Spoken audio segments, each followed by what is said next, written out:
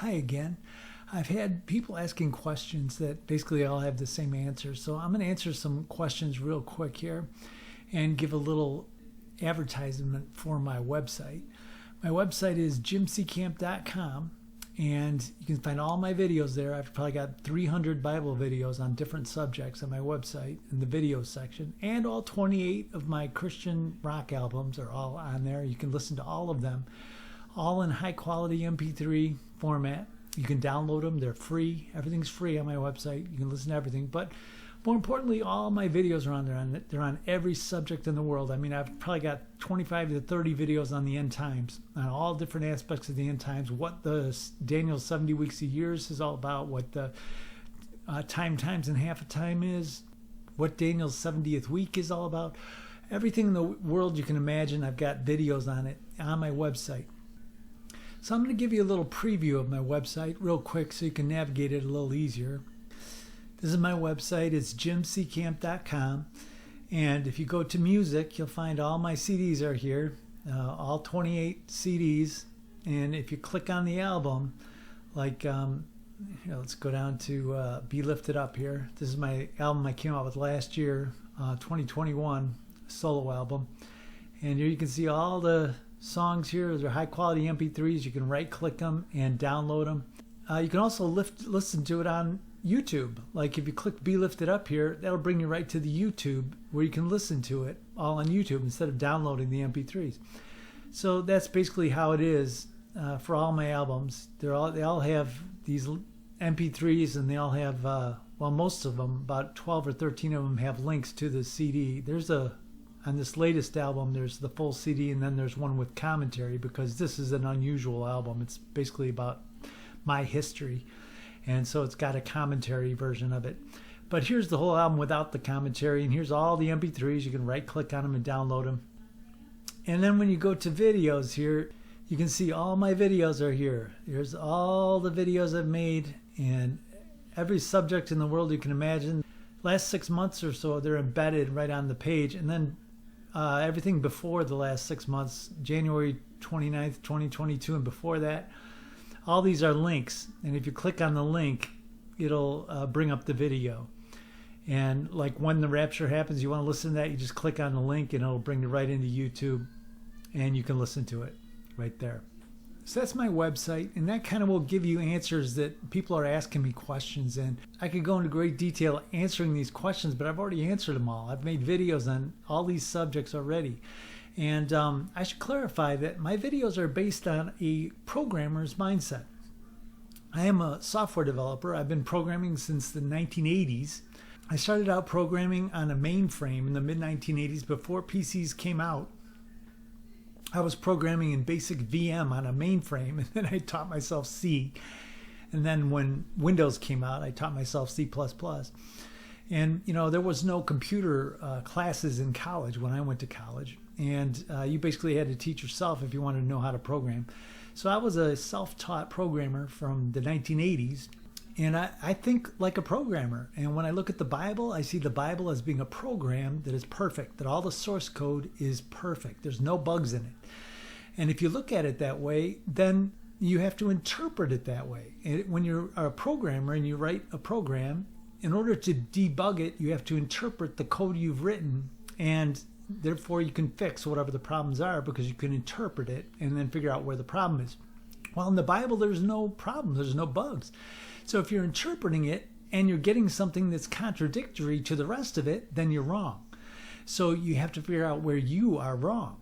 And that's what I've done with the Bible. And that's why everything I've said in all my messages all lines up, because the Bible all lines up, all of it.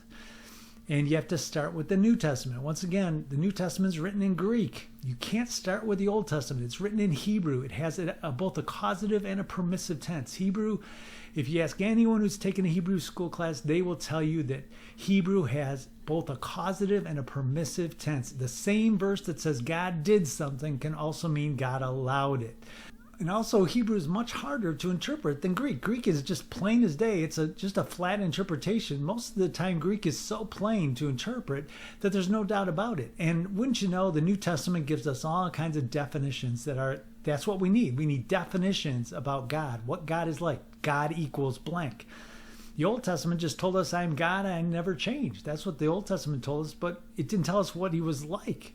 We didn't get an exact picture of what God is like. The New Testament shows us exactly what God is like. Jesus is the exact representation of the Father's being, and Jesus is the same yesterday, today, and forever, which means God is the same yesterday, today, and forever. Jesus never went about killing anybody. Jesus never put sickness on anybody. Jesus never hurt anybody. He basically healed everyone who came to him.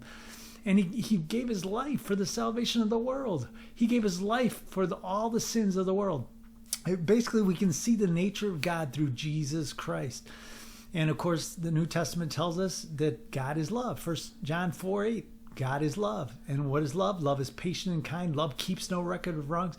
What does Romans tell us? Romans tells us that he left the sins unpunished in the Old Testament. God left the sins committed beforehand unpunished. In other words, it wasn't God punishing the sins in the Old Testament. If you think God destroyed Sodom and Gomorrah, then you haven't read the New Testament. You haven't figured out what God is like. You're reading the Old Testament with the causative tense that it was written in. Because remember, when the King James Version was translated, they translated it all in the causative tense because they didn't want to take the chance of doing some of it in the permissive and some in the causative and then be wrong. So they just did the whole thing in the causative tense of the Hebrew. So you don't get the actual correct interpretations of a lot of things in the Old Testament because of the way it's translated in the causative tense. And since the King James, the NIV, the Revised Standard, all these other versions, they're all translated in the causative tense because that's how the King James was translated. And they've never taken the time to look at the New Testament and see where it was causative and where it was permissive. That's why you study the New Testament to find out the truth. Then you go back to the Old Testament and find out what the truth is, what really happened in the Old Testament. We see in the book of Job where the people said, hey, the lightning of God fell from heaven and destroyed these people. No, it didn't. No, it just plainly tells us in Job that it was the devil. God told Satan that Job was in his hands. And that was when Satan still had access to God's throne. Of course, he doesn't have access to it anymore. But if you watch my messages, you'll see that this all comes together like a program, and it's very, very straightforward. The Bible tells the truth, and it's very easy to understand once you just take the truth of the New Testament, that A equals B, X equals Y, 2 plus 2 is 4. There's never a time in the Bible when 2 plus 2 equals 5. There's never a time when God changes sides. The kingdom of God is never divided against itself. The kingdom of God and the kingdom of Satan are divided against each other. Satan comes to steal, kill, and destroy. Jesus comes to give life and that more abundantly. Acts 10:38. Jesus went about doing good and healing those who were under the oppression of the devil. The devil's one who was doing the oppression, and it was Jesus doing the healing. So God never changes. He is this. Even the Old Testament tells us, I am the Lord, I never change.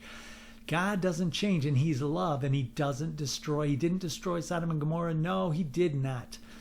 No, Jacob did not wrestle with an angel of the Lord. He wrestled with a demonic angel, either Satan or one of his angels. You know, if you read the Old Testament in light of the New Testament, it becomes very clear what happened in the Old Testament. And I expose all this in my messages. And that's why I'm giving links to my website so people can look at my website and you can watch the videos and see that this is plain. It's just so obvious. It's just so plain if you read the Bible in the light of the New Testament and the definitions given to us. Remember, as a programmer, I look for definitions. A will never not equal B. If A equals B, period. And 2 plus 2 will never equal 5. It'll always equal 4.